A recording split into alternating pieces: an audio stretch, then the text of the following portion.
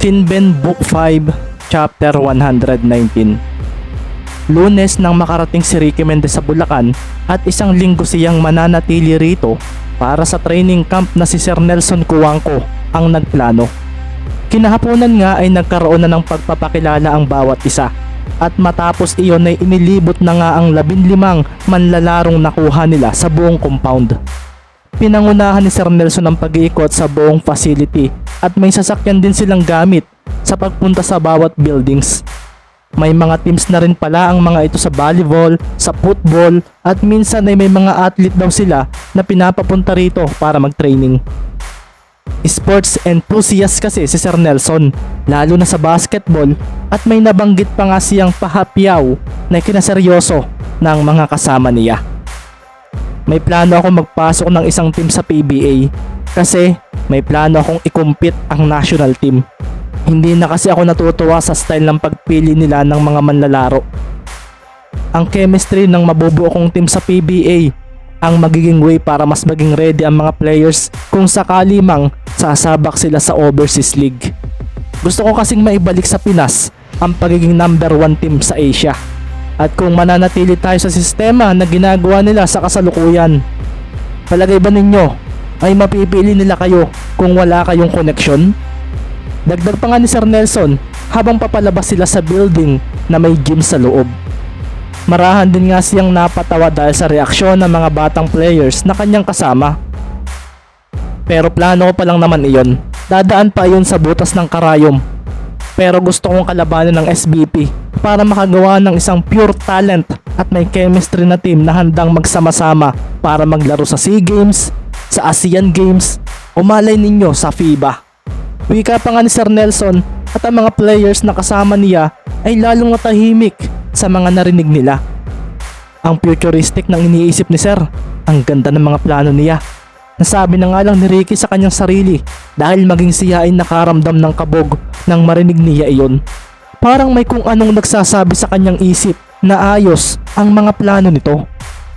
Ano kaya ang pakiramdam na makalaban ng magagaling na players ng ibang bansa? Pero sa ngayon, focus muna ako sa mas malapit. Sabi pa nga ni Ricky sa kanyang isip. Pagkatapos nga noon, mga bandang alas 5:30 ay bumalik na sila sa basketball building at pinagbihis sila ng panlaro nila ng basketball. Bumalik nga muna sila sa kanilang mga rooms para roon. Nagulat kami sa sinabi mo kanina sa introduction. Sabi nga ni Kurt kay Ricky matapos nitong makita na nakasuot na ito ng kulay itim na jersey. Makikita nga ang numero 3 sa likuran nito at ang apelyidong Mendez. Sinabi ko lang iyong nasa isip ko. Nagmukha siguro akong mayabang pero okay lang naman sa akin. Masayang sagot ni Ricky. Makikita naman si Harry na seryosong nagtatali ng kanyang sapatos. Hindi ko iyon kayang sabihin sa kanila. Kahit iyon din ang gusto kong mangyari, Ricky Mendez. Hindi ka ba natatakot na makapag-initan ka nila sa paglalaro? Seryosong winika nga ni Harry na napatingin kay Ricky. Ngumiti muna si Ricky at tumingin sa malayo. Okay lang siguro iyon kung gusto nila akong talunin. Palagi rin naman ako natatalo noon pero hindi pa rin ako tumigil sa paglalaro. Maganda nga iyon, dito ko malalaman kung deserve ko bang mapili rito na kasama kayo. Basta ang sa akin, pagdating sa basketball, manalo man o matalo, magiging masaya pa rin ako. Sabay na lang na napangiti sina Kurt at Harry sa mga sinabing iyon ni Ricky Mendez. Napakuyom tuloy si Harry Gardose at tumayo na nang matapos na niyang masuot ang kanyang jersey na kulay itim. Nakikita nga sa harapan nito ang Tumana Warriors at sa likuran ay makikita ang Gardose at ang numero na Gis. Si Kurt naman ay isang gray and black na jersey ang suot at makikita sa likuran nito ang number 5 at ang bondok niyang apelyido. Tayo na, mukhang paglalaruin tayo ngayong araw. Sabi nga ni Kurt at pagkatapos noon ay naglakad na sila palabas ng kanilang room. Bukas pa ang simula ng day 1 ng ating camp. Ano kaya ang una nating gagawin bukas? Sabi naman ni Harry na naalala ang ilang training camps na nasamahan niya noon. Paglabas nga nila ay siya naman paglabas ng nasa number 50 na room. Sina Dave Padua ito, si Villame at si Sandy na agad na napangiti nang makita si Mendez. Ricky, ayos ang jersey mo ha. Wika nga agad ni Sandy na inakbayan agad si Ricky na sinabayan sa paglalakad papunta sa elevator. Baka paglaruin tayo. Sana maging magkakampi tayo. Malakas na wika pa nga ni Sandy. At napailing naman si Dave na ngayon ay makikitang nakatayo sa harapan ng pinto ng elevator. Gusto ko ngang magpalipat ng kwarto. Ang boring kasama noong mga roommates ko. Pasaring pa nga ni Sandy at napangiti naman ng pilit si Ricky nang tingnan ng reaksyon ni na Villame at Padua. Mabutit hindi kayo nag-aaway, sabi naman ni Ricky. Hindi naman, pero kung mangyari iyon, isang ngiti ang sumili kay Sandy nang wikain iyon. Baka tumakbo na lang ako palabas. May pagtawa pa nitong winika at bumukas na nga ang elevator door na kung saan ay pumasok na sila. Hindi ko akalaing ganito pala itong si Hermosa. Hindi siya pala kaibigan, puro pagyayabang ang sinasabi sa amin na hindi ko naman pinapatulan dahil gusto kong sa court siya pagbigyan. Winika na nga lang ni Dave sa kanyang isip. Si Villame naman ay tahimik lang ng mga oras na iyon na tila ba walang pakialam sa ginagawa ni Hermosa. Sa court na lang ako magpapaliwanag sa mayabang na ito. Wala naman akong interes na makibagay sa mga ito. Wika na nga lang ni Villame sa sarili na makikita sa likod ng jersey ang kanyang apelyido at ang number na 7. Si Hermosa naman ay makikitang nakasuot ng isang NBA jersey at hindi niya apelyido ang nakalagay rito. Tatum ang nasa likod at ang numero na 0. Sina Kurt at Harry naman ay nagkatinginan dahil parang nakakatakot daw ang datingan ng tatlong players na kasama nila. Kaso nang mapatingin sila kay Ricky ay may bagay silang napagtanto. Wala naman tayong dapat ikakaba sa mga kasama natin. Kasi hindi naman tayo mapupunta rito kung hindi tayo magaling. Hindi ba? Hindi naman ito swerte. Nangyari ito dahil magaling tayong basketball player. Narating na nga nila muli ang lugar kung nasaan ang mga basketball courts at naroon na nga ang iba pa nilang mga kasamahan na tila nagwa-warm up na kaagad. Maririnig na nga lalo ang mga talbog ng bola at ganoon din ang langit-ngit ng mga sapatos nila sa makintab na sahig dito. Mag-warm up na kayo. Magkakaroon tayo ng counting matchup games. Alam kong gusto na ninyong masubukan ang mga kasamahan ninyo. Biglang ang winika ng isang naka-gray ng jersey na kulot ang buhok. Ito ay si Darius James at nang marinig ito ni Padua at Hermosa ay agad silang dumampot ng bola at nagpatalbog papunta sa basket. Si Villame naman ay kalmado lang na dumampot ng isang bola at pinatalbog iyon. Sandali rin siyang napatingin kay Mendez. Sana ay maging magkalaban tayo, sabi nga ni Villame at tumango naman si Ricky. Sige, lalo pat pareho tayo ng position sa paglalaro. Kalmado namang wika ni Ricky at tila may kung anong naglalabang puwersa ang mararamdaman sa tinginan ng dalawa. May mga yabangang nangyari rin sa warm-up na iyon at talaga namang hindi ito mawawala. Makikita nga kaagad sina Padua at Hermosa na nag one-on-one. Hindi iyon seryosohan pero halatang may laman ang bawat pagposte nila sa isa't isa. Sumalaksak nga si Padua sa basket na mabilis na hinarangan ni Hermosa. Kaso huminto ang ball handler at gumalaw ang isang paa palayo. Sa paghabol naman ni Hermosa ay biglang sumalisi si Padua nang gumalaw pa rin ang isa nitong paa at dito nga makikita ang pagbitaw niya sa bola na hindi na nagawang pigilan ng kanyang defender. Masyado kaya yatang mabagal. Talagang bait-baitan ka kay Mendez ha? Para saan pa? Pasaring pa nga ni Padua nang ipasa niya kay Hermosa ang bola. Ganoon talaga, sabi nga ni Hermosa na bumigla ng step back move at tinirahan niya ng harapan si Padua. Hinalit tinoon ng basket at dito na nga napangiti agad ang kalbong iyon. Wala ka nang pakialam sa ginawa ko, sabi pa nga ni Hermosa na pasimpleng ninitian si Padua. Ilang minuto pa ang lumipas at sumilbato na nga si Coach Gary. Kasama nga rin ito ang kanyang mga players at ilang assistant coaches. Makikita nga rin may hawak siyang papel na naglalaman ng mga pangalan ng mga kasama sa training camp. Pumila nga ng maayos ang 15 sa harapan ni Coach Gary at kalmado niyang pinagmasdan ng mga ito. Bukas pa magsisimula ang ating training camp pero magandang makapaglaro muna kayo ng basketball. Gusto ba ninyo iyon? Tanungan ni Coach at malakas na oo naman ang sagot ng mga manlalaro. Hinati namin kayo sa 3 teams at magkakaroon din ng team ang mga players ko. Pero 5 lang ang maglalaro sa part namin. Dagdag pa nga ni Coach Gary at makikita nga ang pagngiti ni Hermosa nang pagmasdan sina kay Dick at James. Ayos ito, sabi naman ni Dave Padua. Dito na nga sinabi ni Coach Gary ang kanyang paglalaruin sa kanyang koponan. Si Lebron kay Dick ay kabilang dito na agad na ikinaseryoso ng mga manlalarong kasama sa training camp. Sinamahan nga rin si Kai Dick ng 4 na bench players ng Infernos.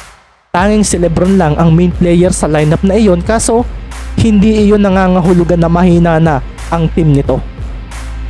Ang 3 team naman ang binanggit ni Coach Gary, at dito na nga napaseryoso ang mga naroon nang tawagin na ang mga magkakasama. Team 1, Mendez, Bondok, Yasay, Venturina, Gardose. Team 2, Padua, Bagos, Bool, Magbanwa, Hermosa. Team 3, Villame, Mendoza, Manzano, Garcia, De Los Santos. Team 4, Infernos, Kaidik, Lozano, Chu, Makalalad, Tracy. Talagang nagkasama pa tayong dalawa. Sabi nga agad ni Padua kay Hermosa na pasimpleng pinagmasdan ang mga makakasama niya. Huwag kang magbubuwaya kung gusto mong manalo tayo. Pasaring naman ni Hermosa rito. Ayos, magkakasama tayong 3. Masaya namang wika ni Ricky kina Harry at Kurt. Agading lumapit si Ricky kina BJ Yasay at Jeff Venturina. Galingan natin mga sir. Masayang wika ni Ricky at tumango naman sa kanya si BJ na biglang naalala ang sinabi nito kanina. Napangiti naman si Venturina. Ibigay natin ang best natin. Sabi nga agad nito na agad na ikinatango ni Mendez. Dito na nga sila nag-usap sa mga posisyon nila. Si Ricky na nga ang point guard habang si Gardose ang shooting guard. Si Yasay naman ang sa power forward at si Bondok ang sentro. Pinagtatanong na nga rin ni Ricky ang strength sa laro ng bawat isa na ikinaseryoso ng mga ito. Nakita nila na matanong si Mendez na hindi nila inaasahan, lalo pat akala ni na BG at Jeff ay magiging suplado ito sa kanilang dalawa. Ah, ganoon pala. Sige, team player naman ako, kaya huwag kayong mag-alala, hindi ako magbubuwaya. Kalmadong wika agad ni Ricky na agad na nakuha ang loob ng kanyang mga kasama. Kabaliktaran naman ito ng Team 2 dahil nga sina Hermosa at Padua ay tila hindi yata magkakasundo. Mukhang walang cooperation na mangyayari sa lineup natin. Mahinang wika nga ni Magbanwa kina Bool at Bagos.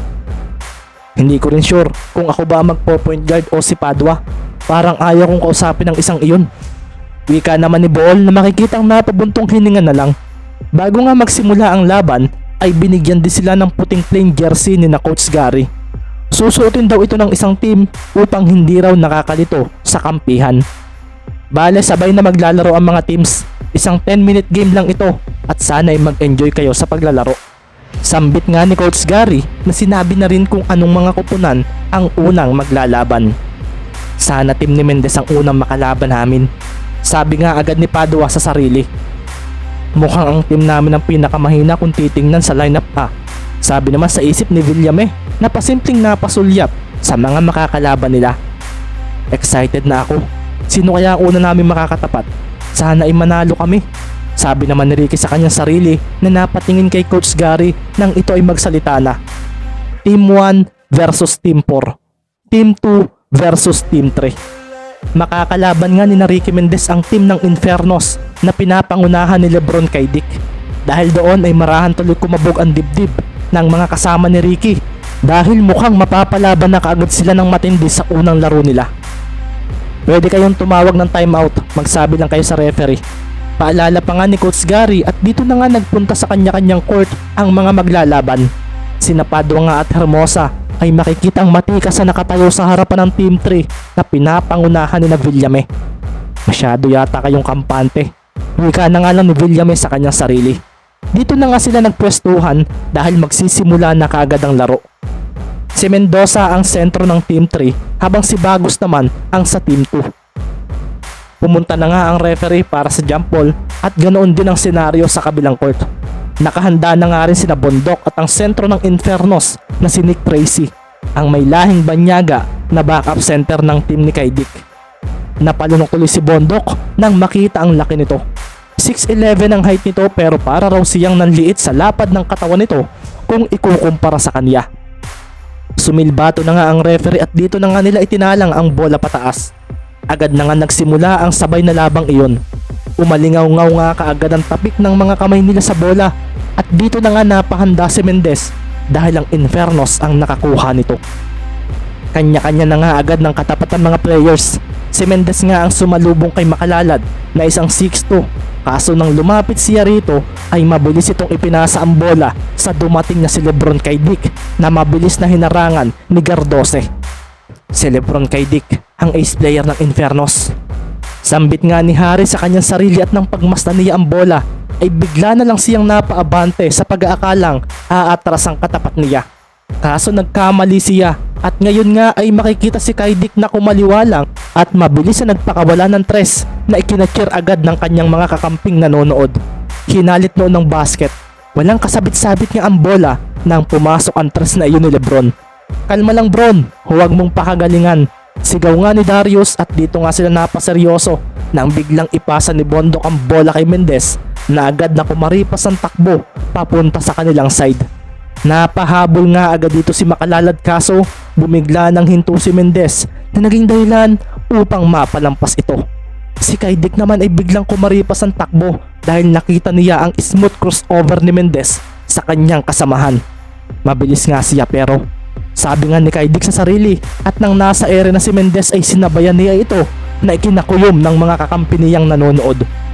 Titira nga si Mendez ng mid-range shot kaso sa pagbitaw niya nito ay siya naman pagpalo ni Kai Dick dito.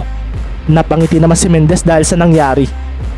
Si Lebron naman ay nagulat dahil hindi tumira si Mendez bagkus ay isang extra pass ang ginawa nito sa dumating na si Gardose.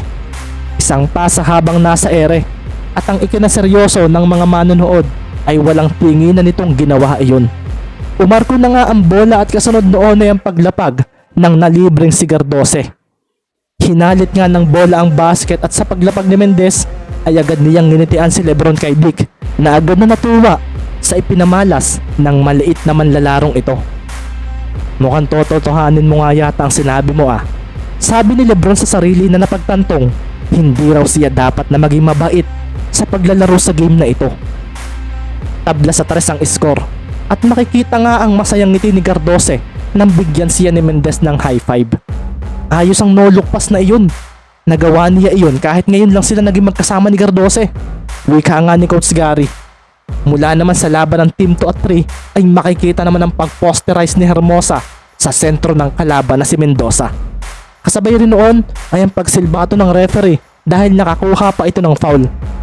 Gustuhin ko mang panoorin si Mendez pero mas gusto kong panoorin kung paano iiyak ang mga kalaban naming ito. Wika nga ni Hermosa sa sarili nang siya ay lumapag sa harapan ng nakaupo sa sahig na si Mendoza. Sasapawan pa yata ako ng Hermosa na ito ah. Sabi naman ni Padua sa sarili na napatingin agad kay Bool. Sa akin mo ipasa ang bola. Mahina ang defender ko. Sigaw pa nga niya at nang marinig ito ni Manzano ay bigla itong parang natakot.